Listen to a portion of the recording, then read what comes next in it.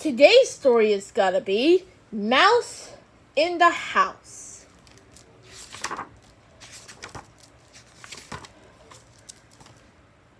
Mrs. Teapot lived by herself in a tiny house just outside of town. All morning she worked in the garden. In the afternoons she cooked and cleaned and knit.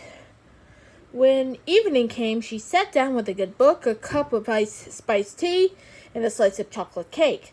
"How lucky I am," she said to herself. One night, after Mrs. Teapot was sat in the most comfortable chair, she looked down and saw a mouse chewing the page on her good book. "Oh dear," she said. "Oh dear," she said again as the mouse began to nibble her chocolate cake and sip her spiced tea. Mrs. Teapot left the book and tea and cake and went to bed early. In the morning, Mrs. Teapot met the mailman on the road to town. She told him about the mouse. "You need a pet," the mailman said firmly. "A pet will get rid of the mouse in your house." So, at the bakery, Mrs. Teapot said, "I need a loaf of soft bread and a chocolate layer cake, and oh yes, I need a pet to get rid of the mouse in my house." "I have just what you need," said the baker. "My cat had kittens last year, and they have grown into fine cats. You are welcome to choose any one that you like." Mrs. Teapot picked out a cat with the longest whiskers and carried it home, along with a loaf of soft bread and a chocolate layer cake. But in the little house, the cat knocked china off the shelves and toppled the furniture. "Oh dear," said Mrs. Teapot as she swept away the broken china and straightened everything up. "Oh dear," she said again that night as the mouse chewed the page of her good book, nibbled her chocolate cake, and sipped her spiced tea. Once more, Mrs. Teapot went to bed early. The next morning, Mrs. Teapot said to the butcher, "I need some sausage and a steak, and oh yes, I need a pet to get rid of the mouse in my house."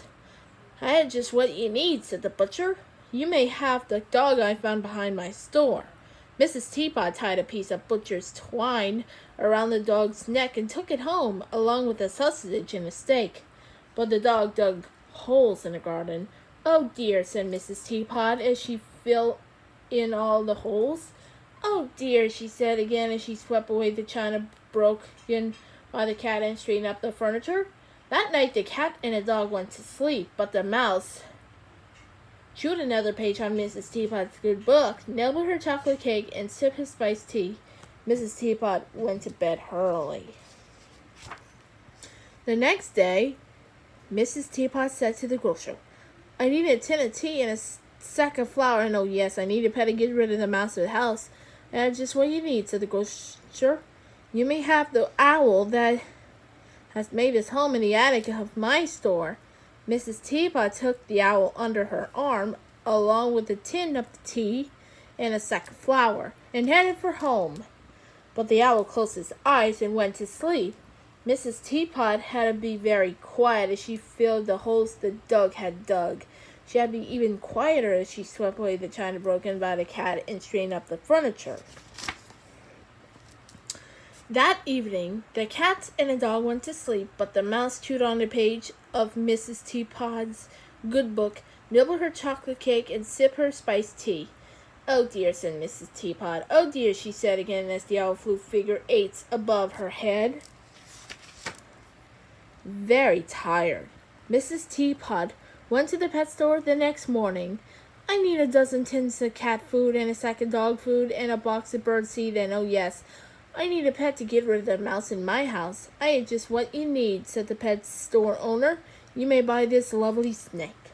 Mrs. Teapot wrapped the snake around her arm and headed for home, taking along the tins of cat food and a sack of dog food and a box of bird seed.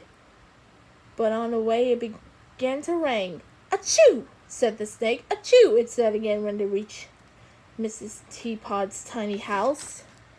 Mrs. Teapot made the snake comfortable in her bed, in between quietly filling the holes the dog had dug, sweeping away the china broken by the cat, and straightened up the furniture.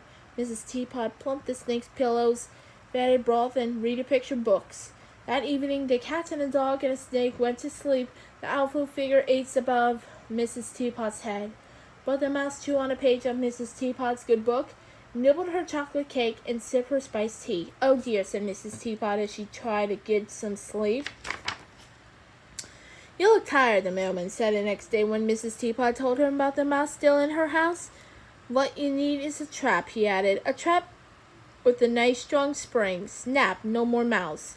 So Mrs. Teapot went to the hardware store, said, "I need a new shovel and a new broom, and oh yes, I need a trap. A trap with a nice strong spring to get rid of the mouse in my house." "I have just what you need," said the hardware store owner. He placed a large trap with a nice strong spring on top of the counter. "Set a piece of cheese just so," she said. "Pull this back just so. Snap. No more mouse." Mrs. Teapot took the trap home, along with a new shovel and a new broom, and spent what was left in the morning quietly filling the holes the dog had dug, plumping the snake's pillows, and reading a picture books. She spent the afternoon quietly sleeping away the china broken by the cat, straightening up the furniture, and feeding broth to the snake. That evening, while the cat and the dog and the snake slept and the awful figure 8 above her head, Mrs. Teapot took out the trap. She set a piece of cheese just so. She pulled back the nice strong spring just so. And she waited. She waited and she waited, but the mouse did not appear, and Mrs. Teapot began to get an idea of her own. "This mouse does not like cheese," she told herself. "This mouse likes what it like? A good book and a cup of spiced tea and a slice of chocolate cake." That gave Mrs. Teapot another idea. The next day, when a mailman came, she knew just what to do. Now, Mrs. Teapot lives in a tiny house just outside of town. All morning she works in her garden. In the afternoons she cooks and cleans and knits. Every evening she sits down with 2 good books and 2 cups of spiced tea and 2 slices of chocolate cake. "How lucky I am," she says, "to have a mouse in my house." The end.